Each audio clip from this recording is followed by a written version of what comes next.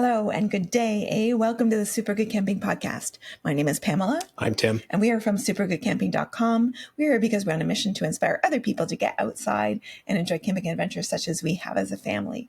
Today, we're coming up on the holiday season and everyone's trying to scramble for ideas for what to get their favorite camper. So we thought we'd help you out.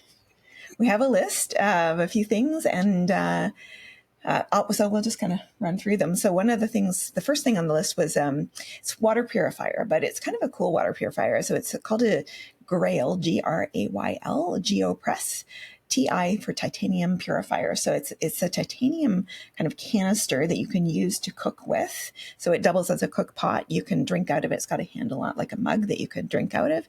It's a water purifier. So you put the water in. It has like a press, almost like a coffee press that you can press, and it removes almost all viruses, 99.9% of viruses, 99.9% of bacteria, and 99.9% of parasites. But it also removes some of the forever chemicals, so PFAs and VOCs and pesticides, herbicides, and heavy metals. So really cool that it is able to remove some of that stuff. Filtration time is 10 seconds per 3 liters, 3 liters per minute, roughly. And it's durable because of the titanium, and so you can drop it from 6 feet onto concrete and it won't break. And pros are that it's fairly compact, and it does double duty as a pot and also as water filtration. The downside is it's expensive, and as far as we know, it's not yet available in Canada. So I found it on the American version of the website everybody orders stuff from. I'd rather not say because I'm not a fan. But otherwise, it's a must-have for backcountry campers, hikers, because it's good and durable. But the downside is it's expensive, and we can't get it here in Canada yet. Yeah, but it's a Grayl GeoPress TI purifier. You can Google that, figure out where to get it. Just saying. Yeah, just don't order it from the bad people. Yeah, billionaires don't need to make more money. Yes. I get that we're in the middle of here in Canada, we're in the middle of a postal strike, so shipping can be a bit of a challenge. But back to billionaires don't need more money. They don't. So Pamela did the research on all of this for the just so you know. The next one up is a Jetboil Genesis Basecamp system. Oh, cool. It's an ultra-compact 2-burner system designed for outdoor cooking with ceramic-coated nonstick fry pan and a 5-liter pot. Includes a windscreen and, you can hook up propane tanks. That's cool. Pros, high-powered, so 10,000 BTUs is pretty good per burner. It's efficient and folds into a small carrying case. Cons, it's heavy, so this feels more like a front country camp, or if you're doing maybe crown land and plunking down for 2 weeks or something like that. It weighs 9 pounds. What's that? That's about 4 kilograms, 3.75 kilograms, something like that, and requires propane canisters. Use and indulgence for car camping or group outings. There you go. Not suitable for backcountry due to the weight. And next up is one of the things that we've talked about in previous episodes around having some kind of satellite communication system. So Garmin, InReach, and I think that's one of the ones that we actually mentioned in the previous episode about that. Yep. So Garmin InReach Mini 2 GPS Messenger. It's a lightweight GPS device, has 2-way satellite messaging, SOS capability, and location sharing.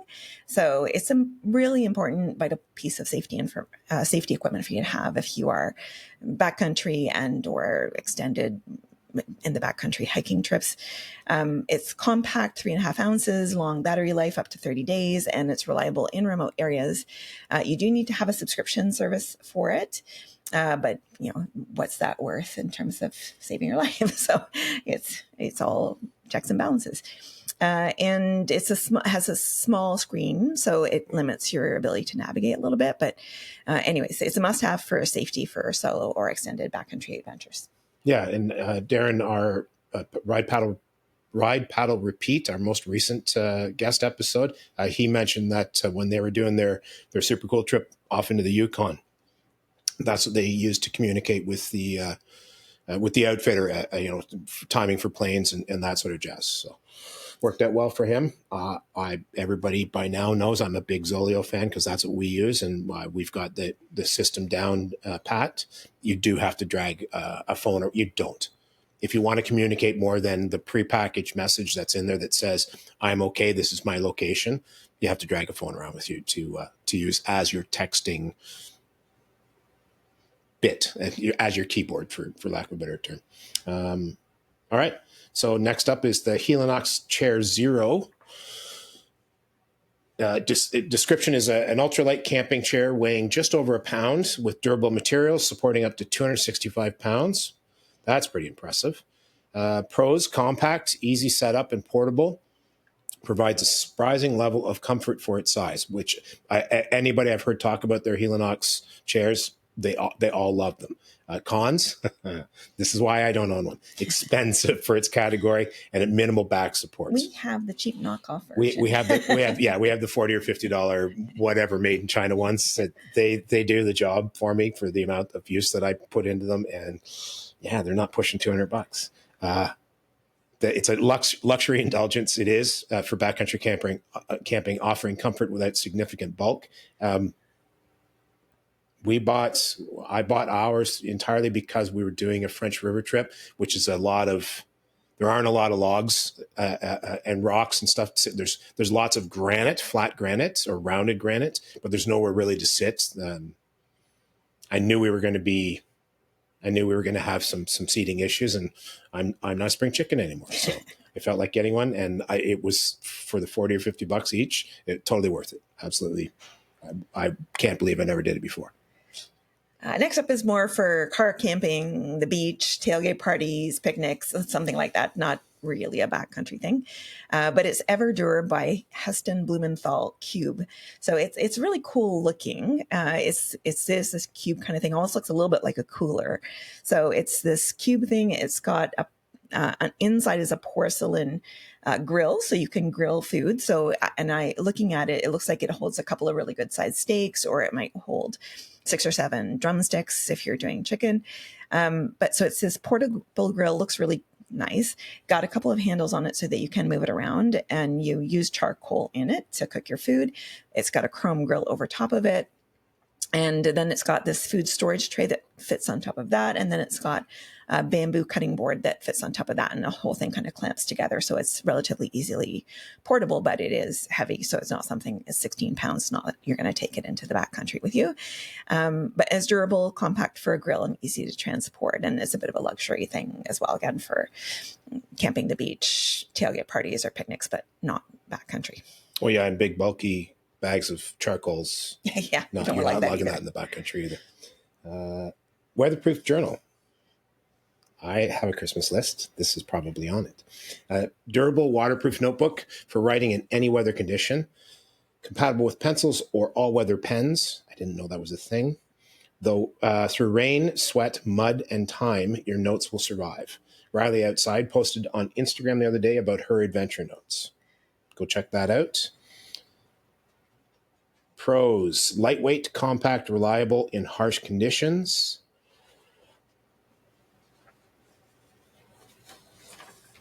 Cons: adds a small amount of weight, limited pages. Limited pages might be a thing. I don't know that it weighs enough to be really sweating, unless you're ultralight, like hiking sort of deal. Useful for documenting trips in challenging situations. We have had that where we had rain for like 3 days, and I just stopped making notes about anything. One for making notes if you're going to go back to the same area again. Just, the portage was a little hard to find for this particular spot, or it was a bit more uphill than I expected, something like that. Whatever you want to remember about that trip for subsequent trips. Yep. Or just cool stories to tell your kids. They're going to go, yeah, you're lying. And the last on our list was the Nemo Moonlight Elite Reclining Chair. So this is similar to the Helinox one, also very expensive, but this is like the lazy boy for the backcountry. So you can recline in your camping chair. So it's lightweight, portable, reclining, durable materials, and has the carrying case with it. Lightweight in terms of it's 1.1 pounds, is compact and comfortable for relaxing after a long day. It is pricey, and because similar to the Helinox and the knockoff ones that we have, you're very low to the ground in it. So if getting up and down from that very low position is a challenge, you might have trouble with this one and also the Helinox one and also our cheap knockoff ones. But anyway, it's a luxury indulgence for people that really prioritize comfort while they're camping. Yeah, I would say that backcountry chairs, again, part of saving the weight is short legs on them. Not so hard to get down into, but yeah, they can be a challenge to get up and out of. I swear to that one for sure. Right. So there's also, and again, you can do cheap ones, but generally a good one is fairly expensive. But buy your backcountry buddy a dehydrator or Seal a Meal, but I think that's actually a brand name. There are different versions of it because then they can make their own meals way cheaper than buying the pre-made stuff. And then reduces food waste. It reduces food waste. Theoretically, you're not going to have as much packaging when they are done dehydrating.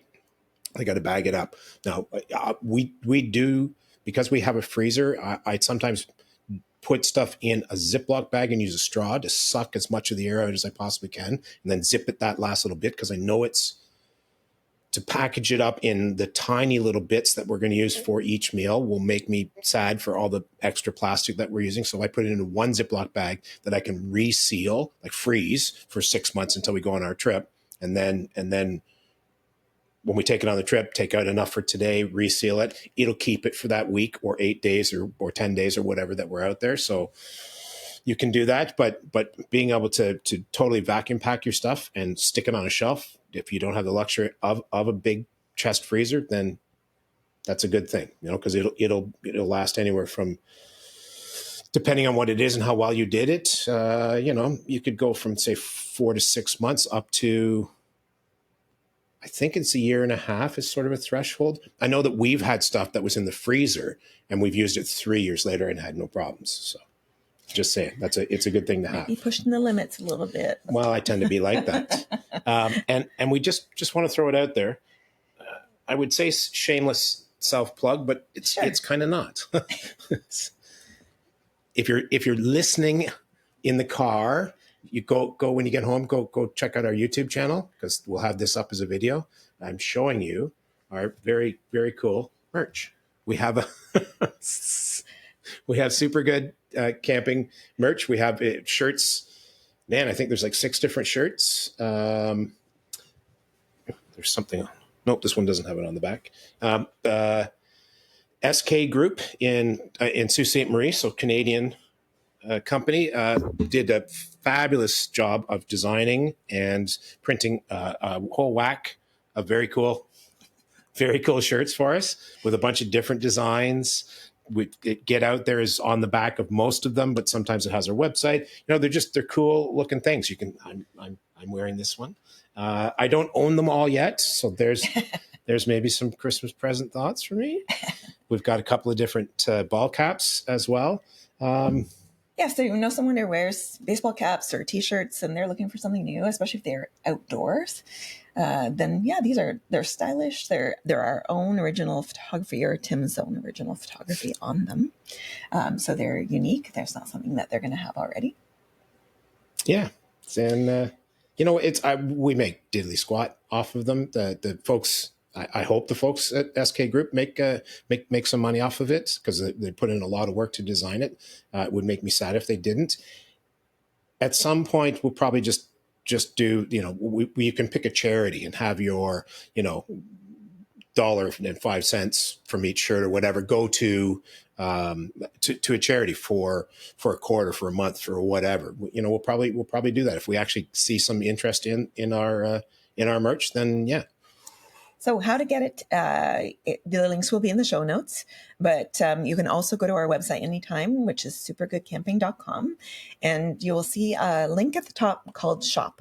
So if you click the Shop link, you will see there's a picture of several of the different items that they have, and there's a link directly to the SK Group store, so you can go there and purchase. And if you don't need merchandise, but you would still like to support your favorite podcast, there's also a link there to buy us a coffee. Tim likes coffee. I'm not such a coffee person. I'm more I like coffee. It's a bad thing if I don't have coffee in the morning. Yes, definitely.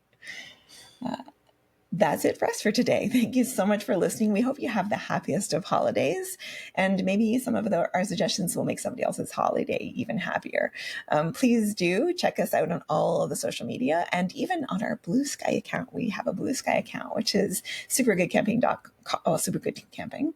And also, if you want to reach out to us anytime, you know that you can always email us at hi@supergoodcamping.com. That's hi@supergoodcamping.com. And we will talk to you again soon. Bye. Oh, you know what? No. Sorry, just want to throw it out there. So we have a couple of very cool guest episodes coming up. We're in the works to hopefully just before the end of the year set up a live stream. So keep your eyes peeled for that. That'll be interesting. Yeah. I think it'll be fun. Could be comical, not in a good way. Yeah, in a technically. Oh my! What did I push? How does this work? But keep your eyes peeled for that. All right. Are we done now? Yeah, we're done now. All right. Okay. We'll talk to you again soon. Bye. Bye.